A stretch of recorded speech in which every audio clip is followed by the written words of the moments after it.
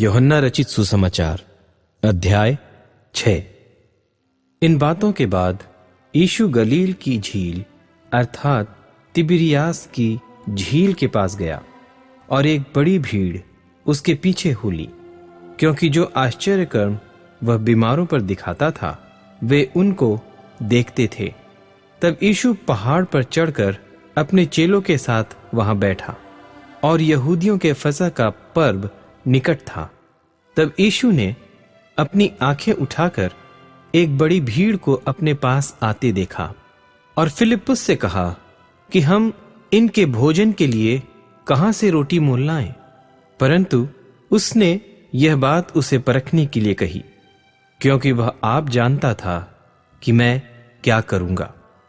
फिलिप्पुस ने उसको उत्तर दिया कि 200 दिनार की रोटी उनके लिए पूरी भी न होंगी कि उनमें से हर एक को थोड़ी थोड़ी मिल जाए। उसके चेलों में से शिमोन पतरस के भाई अंद्रियास ने उससे कहा, यहां एक लड़का है जिसके पास जव की 5 रोटी और 2 मछलियां हैं, परंतु इतने लोगों के लिए वे क्या हैं? यीशु ने कहा कि लोगों को बैठा दो। उस जगह बहुत घास थी। तब वे लोग, जो गिनती में लगभग 5000 के थे, बैठ गए। तब यीशु ने रोटियां लीं और धन्यवाद करके बैठने वालों को बांट दी, और वैसे ही मछलियों में से जितनी वे चाहते थे बांट दिया। जब वे खाकर तृप्त हो गए तो उसने अपने चेलों से कहा कि बचे हुए टुकड़े बटोर लो कि कुछ फेंका न जाए। सो उन्होंने बटोरा और जव की 5 रोटियों के टुकड़े जो खाने वालों से बच रहे थे उनकी 12 टोकरियां भरी। तब जो आश्चर्य कर्म उसने कर दिखाया उसे वे लोग देखकर कहने लगे कि वह भविष्यद्वक्ता जो जगत में आने वाला था निश्चय यही है। यीशु यह जानकर कि वे मुझे राजा बनाने के लिए आकर पकड़ना चाहते हैं, फिर पहाड़ पर अकेला चला गया। फिर जब संध्या हुई तो उसके चेले झील के किनारे गए और नाव पर चढ़कर झील के पार कफरनहूम को जाने लगे। उस समय अंधेरा हो गया था और यीशु अभी तक उनके पास नहीं आया था, और आंधी के कारण झील में लहरें उठने लगी। सो जब वे खेते खेते 3-4 मील के लगभग निकल गए तो उन्होंने यीशु को झील पर चलते और नाव के निकट आते देखा और डर गए। परंतु उसने उनसे कहा कि मैं हूं, डरो मत। सो वे उसे नाव पर चढ़ा लेने के लिए तैयार हुए, और तुरंत वह नाव उस स्थान पर जा पहुंची जहां वह जाते थे। दूसरे दिन उस भीड़ ने, जो झील के पार खड़ी थी, यह देखा कि यहां एक को छोड़कर और कोई छोटी नाव न थी, और यीशु अपने चेलों के साथ उस नाव पर न चढ़ा, परंतु केवल उसके चेले चले गए थे। तो भी और छोटी नावें तिबिरियास से उस जगह के निकट आईं जहां उन्होंने प्रभु के धन्यवाद करने के बाद रोटी खाई थी। सो जब भीड़ ने देखा कि यहां न यीशु है और न उसके चेले, तो वे भी छोटी छोटी नावों पर चढ़ के यीशु को ढूंढते हुए कफरनहूम को पहुंचे और झील के पार उससे मिलकर कहा, हे रब्बी, तू यहां कब आया? यीशु ने उन्हें उत्तर दिया कि मैं तुमसे सच सच कहता हूं, तुम मुझे इसलिए नहीं ढूंढते हो कि तुमने अचंभित काम देखे, परंतु इसलिए कि तुम रोटियां खाकर तृप्त हुए। नाशमान भोजन के लिए परिश्रम न करो, परंतु उस भोजन के लिए जो अनंत जीवन तक ठहरता है, जिसे मनुष्य का पुत्र तुम्हें देगा, क्योंकि पिता अर्थात परमेश्वर ने उसी पर छाप कर दी है। उन्होंने उससे कहा, परमेश्वर के कार्य करने के लिए हम क्या करें?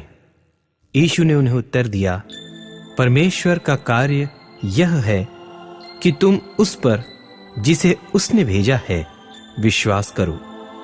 तब उन्होंने उससे कहा, फिर तू कौन सा चिन्ह दिखाता है कि हम उसे देखकर तेरी प्रतीति करें। तू कौन सा काम दिखाता है?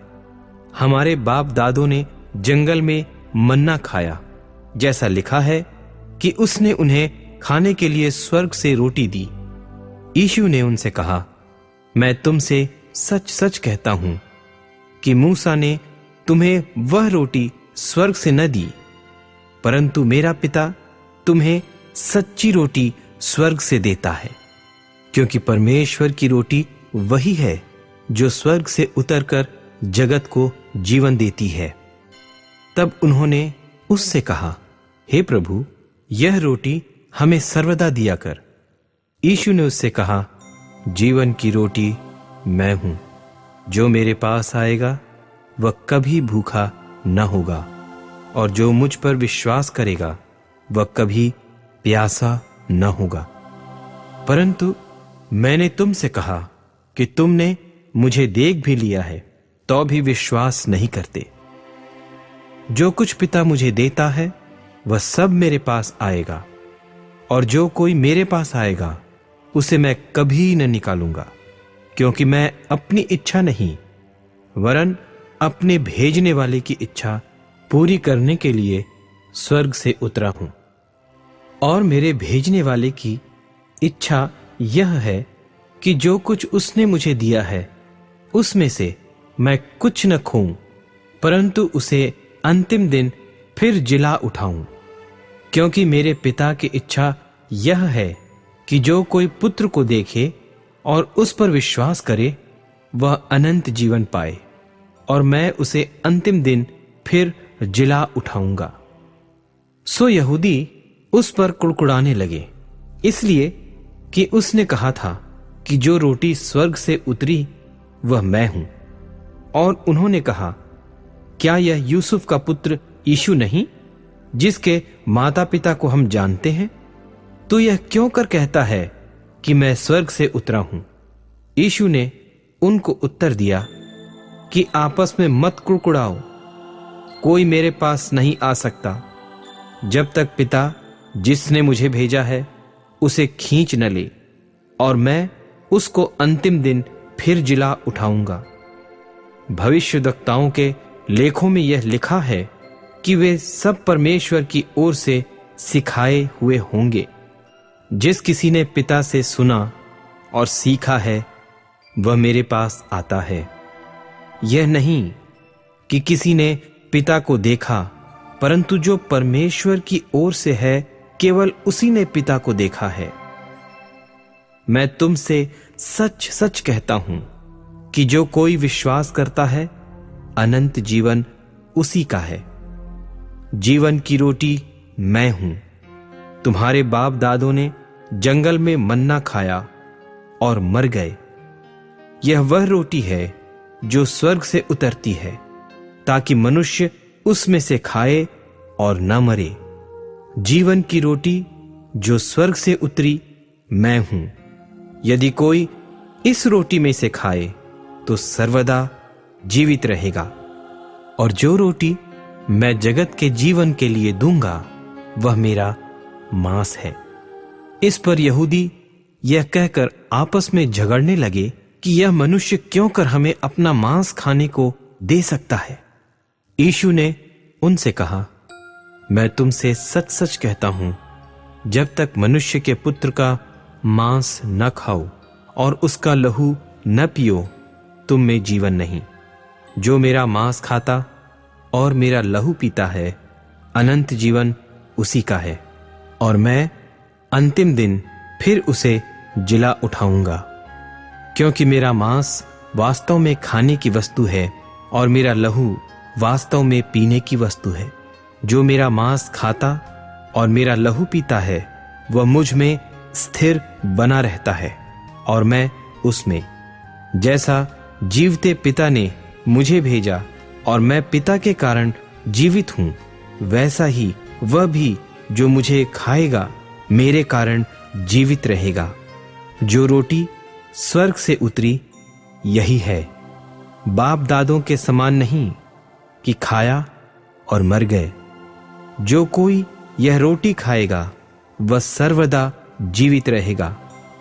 ये बातें उसने कफरनहूम के एक आराधनालय में उपदेश देते समय कहीं। इसलिए उसके चेलों में से बहुतों ने यह सुनकर कहा कि यह बात नागवार है, इसे कौन सुन सकता है।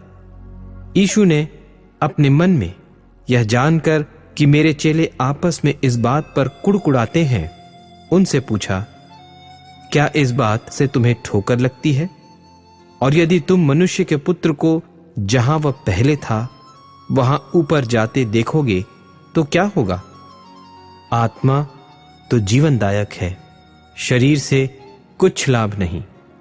जो बातें मैंने तुमसे कही हैं वे आत्मा हैं और जीवन भी हैं।